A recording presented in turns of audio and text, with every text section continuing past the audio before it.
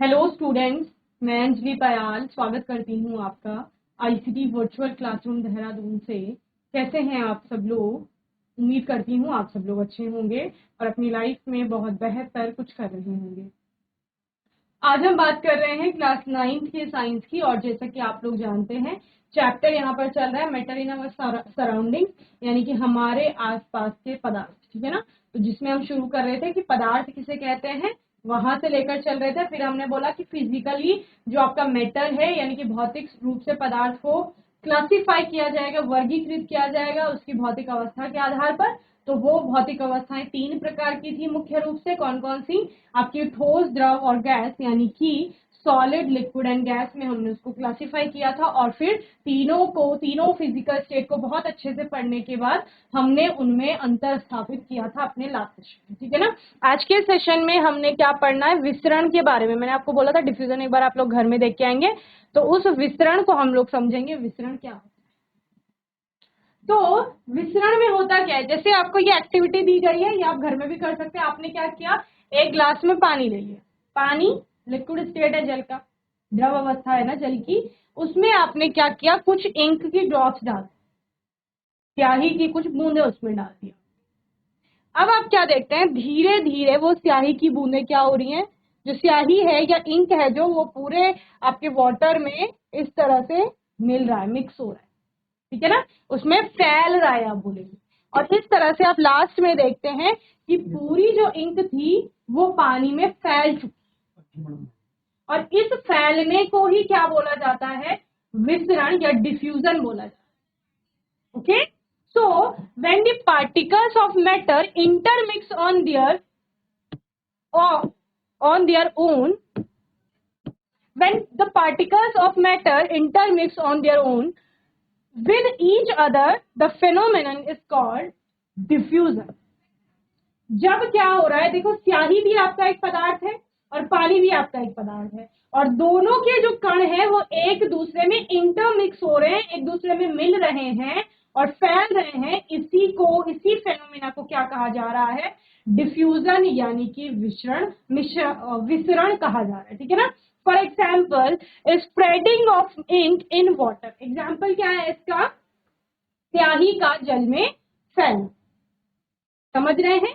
तो विसरण या डिफ्यूजन क्या है, कुछ भी नहीं है, दो पदार्थ थे, वो पदार्थ के कण आपस में क्या हो रहे हैं, इंटरमिक्स हो रहे हैं, और इसी को आपका डिफ्यूजन कहा जाता है। During diffusion the particles occupy the inter particle space. क्या समझे, बोलो भाई क्या समझे? पदार्थ के बना होता है कणों से, और उन कणों के बीच में होता है इंटर पार्टिकल स्पेस, यानी कि अंतराणु स्थान जिसको आप बोलते हैं। और जब आप क्या कह रहे हैं कि एक पदार्थ दूसरे पदार्थ में मिल रहा है, तो वो जा कहा रहा है, यहाँ पर अंतराणविक जो स्थान है, पानी के कणों के बीच में जो स्थान था ना, वहां स्याही के कण चले गए। समझ रहे हैं? तो इस तरह से आपका क्या हो रहा है, फिर वो इंटर पार्टिकल स्पेस को ऑक्यूपाई कर रहा है, देन धीरे धीरे जिसको आप विसरण बोल रहे हैं उसकी वो चल रहा है। ठीक है? The rate of diffusion increases with increase in temperature due to increase in kinetic energy of the particle. होता क्या है, आपने पानी को जब गर्म किया है ना, आप पानी को गर्म कर रहे हैं सपोज, तो गर्म करने से पानी के जो आपके मॉलिक्यूल्स होंगे, या पार्टिकल के लिए वर्ड यूज कर रहे हैं आप लोग, पार्टिकल होंगे, उनकी काइनेटिक एनर्जी बढ़ जाती है। ठीक है? यानी गतिज ऊर्जा कणों की बढ़, गतिज ऊर्जा बढ़ने से रैंडमनेस आ गया, वो लोग ज्यादा जल्दी जल्दी मूव करेंगे। और स्याही भी गर्म हो गई है, अगर आप दोनों चीजों को एक साथ गर्म कर रहे हैं, उसकी भी काइनेटिक एनर्जी बढ़ जाएगी पार्टिकल्स की, और इससे क्या होगा, वो जल्दी एक दूसरे में मिल जाएंगे। और यही क्या कहला रहा है कि जो रेट ऑफ डिफ्यूजन है, विसरण की जो दर है, वो तापमान बढ़ाने से, आपने गर्म किया ना, गर्म करने का मतलब तापमान बढ़ा, तापमान बढ़ाने से विसरण की दर भी बढ़ती है, क्योंकि कणों की गतिज ऊर्जा बढ़ रही है वहां पर। ओके, तो विसरण क्या है, जब पदार्थ के कण आपस में मिल जाते हैं तो इस घटना को विसरण कहते हैं। उदाहरण के लिए स्याही का पानी में फैलना। ठीक है ना? विसरण के दौरान कण इंटर पार्टिकल स्पेस जिसको कह रहे हैं आप लोग, या अंतराण्विक स्थान पर चले जाते हैं या कब्जा कर लेते हैं। जैसे आप लिख रहे हैं तो यहाँ पर लिख सकते हैं चले जाते हैं। ठीक है। कणों की गतिज ऊर्जा में वृद्धि के कारण तापमान में वृद्धि के साथ विसरण की दर भी बढ़ती है, यानी कि जब तापमान में वृद्धि होगी आपकी, तभी उसकी गतिज ऊर्जा में भी वृद्धि होगी और जिसके बाद विसरण तेजी से। समझ रहे हैं? ये क्या है आपका? ये है आपका डिफ्यूजन यानी कि विसरण। तो कुछ भी नहीं है, विसरण क्या है? पानी में स्याही डाली और स्याही धीरे धीरे पानी में फैल गई, तो वो फैलना ही, जिसमें दो पदार्थ के कण आपस में मिल रहे हैं या फैल रहे हैं, उसी को विसरण कहा जाता है। ओके, चलिए जल्दी से इसे नोट करेंगे फिर आगे चलेंगे।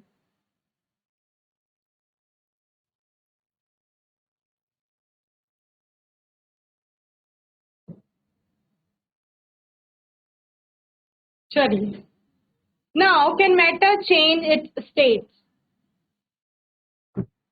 क्या पदार्थ अपनी अवस्था बदल सकता है? तो पदार्थ की कितनी अवस्थाएं बोली? 3 अवस्थाएं बोली। क्या क्या बोले? ठोस था, द्रव था, गैस था, यानी कि solid, liquid and gas. 3 states में आपका क्या पाया जा रहा था? जो भी पदार्थ है वो आपको देखने को मिलता है। ठीक है ना? जैसे आपने बोला जल हमें पानी के रूप में भी दिख रहा है द्रव अवस्था में, और गैसीय अवस्था में भाप के रूप में दिख रहा है, और आपका ठोस अवस्था में बर्फ के रूप में दिख रहा है ना? तो तीनों अवस्थाओं में आपको जल देखने को मिल रहा है। इसी तरह पदार्थ आपको 3 अवस्थाओं में देखने को मिलता है। जब आप, तो 3 अवस्थाओं में देखने को मिलेगा या नहीं मिलेगा? जैसे ये पेन है, अभी तो ये ठोस अवस्था में आपने बोला। क्यों है ठोस अवस्था में? क्योंकि आप कह रहे हो मैम इसका आकार भी निश्चित है, आयतन भी निश्चित है, तो ये ठोस है ना? इसकी जो कंप्रेसिबिलिटी है वो भी नेग्लेजिबल है, इम्पॉसिबल टू कंप्रेस है, तो ये ठोस है। रिजिड है तो ये ठोस है, फ्लो नहीं करता इसलिए ये ठोस है ना? तो इतनी सारी प्रॉपर्टी है, इसलिए ये ठोस पदार्थ की श्रेणी में आए। लेकिन क्या ये पेन जो है वो द्रव अवस्था में जा सकता है, यानी इसका लिक्विड बन सकता है, या फिर इसकी वेपर्स यानी कि ये गैसीय अवस्था में जा सकता है? तो वो आपको बताना है, वही हम पढ़ेंगे कि क्या जो पदार्थ है वो अपनी अवस्था परिवर्तित कर सकता है। बताओ।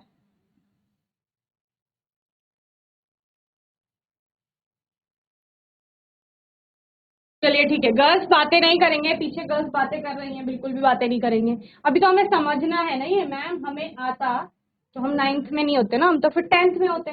तो हमें ये सीखना है, लेकिन कई बच्चों को शायद पहले से पढ़ा होगा उन्होंने, can matter change it's state. तो इसको एक एग्जाम्पल से समझते हैं हम लोग। बेसिक सा एग्जाम्पल है, जल ही जीवन है, तो जल का एग्जाम्पल लेते हैं हम लोग। ठीक है ना? तो बोलो, जल अपनी अवस्था बदल रहा है? हाँ जी बदल रहा है। कैसे बदल रहा है? मैंने पानी बॉटल में भरा, किसी बॉक्स में भरा, किसी कंटेनर में भरा, और मैंने वो जाकर रख दिया फ्रीजर। ठीक है? जब वो पानी में भर रही थी तब वो था द्रव अवस्था। ठीक है? जब मैंने उसको फ्रीजर में डाला, उसके कुछ समय बाद वो जम गया, तो वो सॉलिड स्टेट में आ गया, है ना? मैंने वो फिर से बाहर निकाला। बाहर निकालने से क्या तात्पर्य है? फ्रीजर से बाहर निकाल करके, बाहर का टेम्परेचर ज्यादा है, तापमान ज्यादा है ना, बाहर गर्मी है, वो बर्फ जो थी वो धीरे धीरे से फिर से पानी बनने लग गई। अभी मैंने क्या किया, मुझे बनानी है चाय, तो मैंने वही पानी को यूज किया, और मैंने एक कोई बर्तन लिया और उसमें उस पानी को गैस के ऊपर रख, धीरे धीरे पानी गर्म होने लगा, और गर्म होने के बाद आप क्या देखते हैं कि वो पानी उबलने लगता है और उसकी बनने लगती है भाप। तो वो चला गया गैसीय अवस्था। तो आपने क्या देखा कि जल जो एक पदार्थ है वो अलग अलग अवस्था में जा रहा है ना?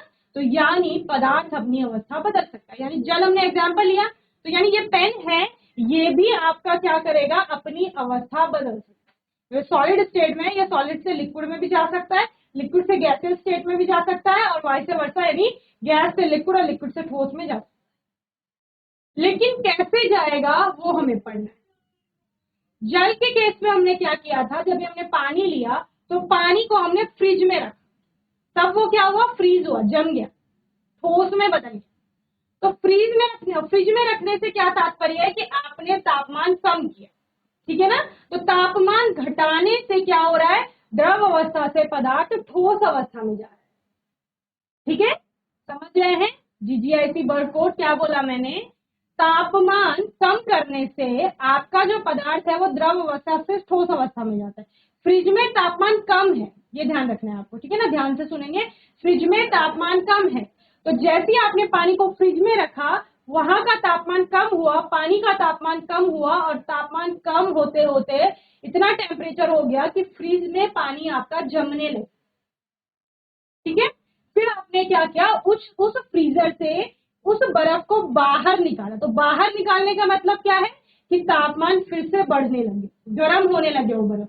जब बर्फ गर्म होने लग गई, वहां तक तापमान पहुंचा जहां पर आपका बर्फ फिर से पिघल करके पानी में बदलने लगे, फिर पानी बन गया उसका।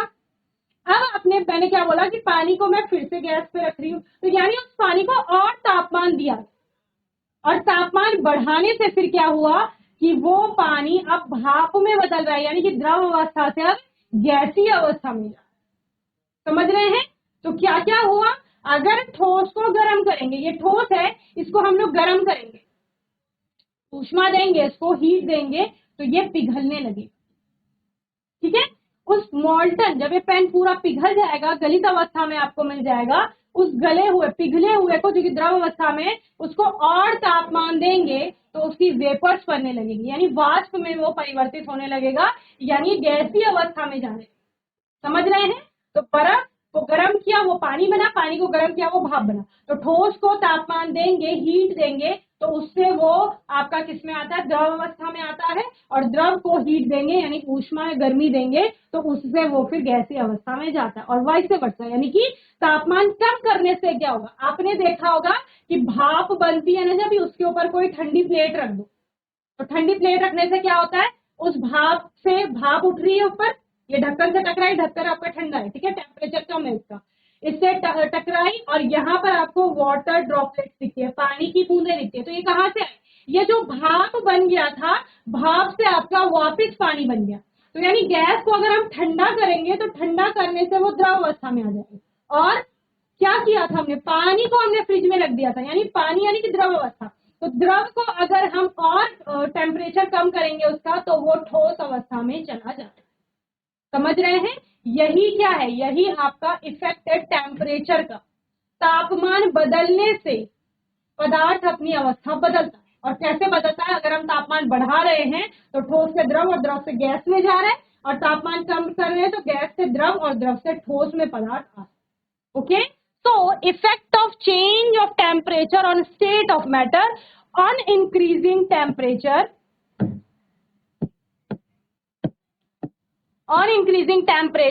the kinetic energy of the particle of the matter increases and they begin to vibrate with a higher energy। होता क्या है, जब हम किसी भी पदार्थ, ये आपका ठोस सा बर्फ है सपोज, जब हम इसको आपका टेम्परेचर बढ़ा रहे हैं ना, इसका हीट दे रहे हैं, ऊष्मा दे रहे हैं हम इसका, तो इसके जो कण है ना, इनमें कंपन उत्पन्न हो जाता है।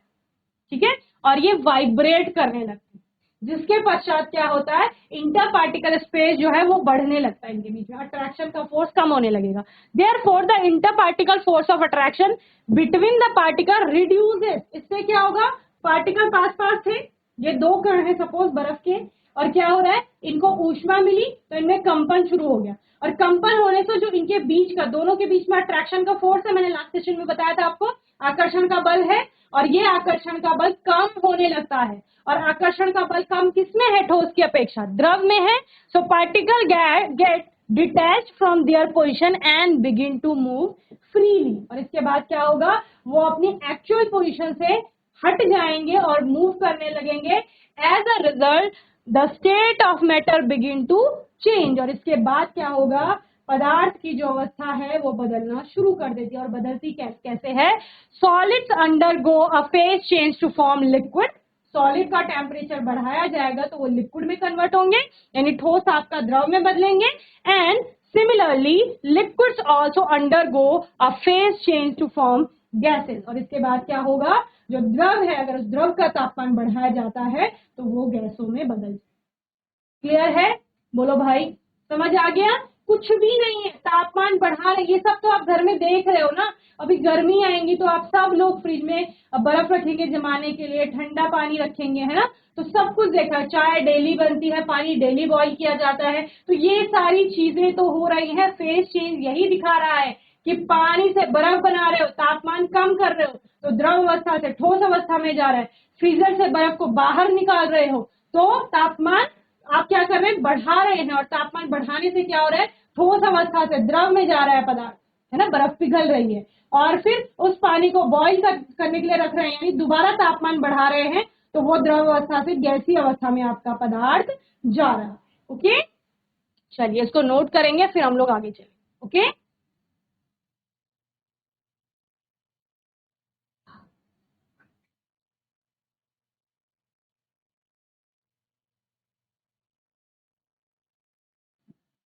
चलिए, क्या पदार्थ अपनी अवस्था बदल सकता है? तो हाँ जी, बदल सकता है। पदार्थ की अवस्था पर ताप परिवर्तन का प्रभाव तापमान बढ़ने पर, ठीक है, तो तापमान बढ़ने पर क्या होता है, पदार्थ के कणों की गतिज ऊर्जा बढ़ जाती है और वे उच्च ऊर्जा के साथ कंपन करने लगते हैं। इसलिए कणों के बीच अंतराकण आकर्षण बल जो है, या अंतराणविक आकर्षण बल जिसे आप कह रहे हैं, वो कम हो जाता है और कण अपनी स्थिति से अलग हो जाता है और मुक्त रूप से गति करने लगता है। नतीजतन यानी फलस्वरूप आप लिख सकते हैं पदार्थ की स्थिति बदलने लगती है या कणों की स्थिति बदलने लगती है, और तरल पदार्थ स्थिति या अवस्था आप यहाँ पर लिखेंगे, ठीक है ना, क्या लिखेंगे, अवस्था, पदार्थ की अवस्था बदलने लगती है। तरल पदार्थ यानी द्रव जो है आपका बनाने के लिए ठोस एक चरण परिवर्तन से गुजरते हैं, या अवस्था परिवर्तन इसको लिख सकते हैं। ओके, और इसी प्रकार द्रव भी गैस बनाने के लिए एक अवस्था परिवर्तन से गुजरते हैं। क्या समझे भाई? इससे समझ आया? ठोस तापमान बढ़ाने पर, गर्म किया इसको, ठीक है ना, या ताप बढ़ाने पर, ठीक है, द्रव में बदला और द्रव का फिर से ताप बढ़ाने पर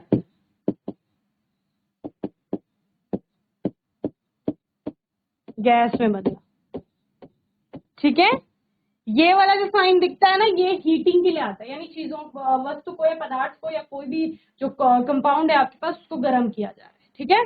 तो जैसे आपके पास थी यहाँ पर बर्फ, ठीक है, बर्फ को आपने गर्म किया, वो पानी में बदल गया, ठीक है, पानी को गर्म किया तो वो भाप में बदल गया। ओके, तो इस तरह से कोई भी पदार्थ अपनी अवस्था बदलता है। चलिए नोट करिए।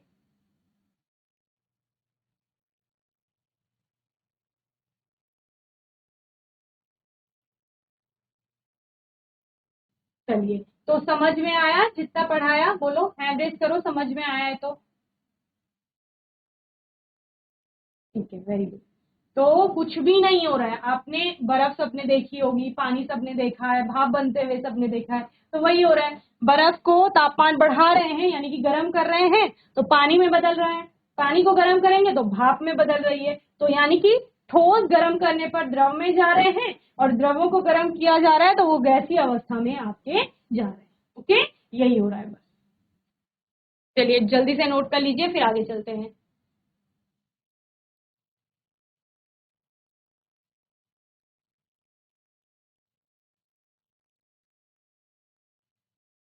देखो क्या देखा था आपने, सॉलिड्स थे, जो सॉलिड को हीट किया जा रहा था यानी तापमान बढ़ाया जा रहा था, वो लिक्विड में जा रहा है, और लिक्विड को हीट किया जा रहा है तो वो गैसीय अवस्था में जा रहा है। वाइस वर्सा जो मैं यूज कर रही हूँ बार बार टर्म, उसका मतलब है कि उसका उल्टा हो रहा है फिर अगेन, ठीक है ना, यानी कि ये गैस है और गैस को जब कूलिंग यानी ठंडा किया जा रहा है, ठंडा करने का मतलब तापमान कम कर रहे हैं, तो वो द्रव में आ रहा है, और द्रव का तापमान कम कर रहे हैं तो वो आपका ठोस में आ रहा है। तो इस तरह से जब तापमान बदलने से, पूछा जाएगा तापमान बदलने से अवस्था बदलती है, तो बदलती है, किस प्रकार से बदलती है कि तापमान बढ़ाने से ठोस से द्रव और द्रव से गैस में जा रहा है पदार्थ, और तापमान कम करने से गैस से द्रव और द्रव से ठोस में पदार्थ आपका आ रहा है। ओके, चलिए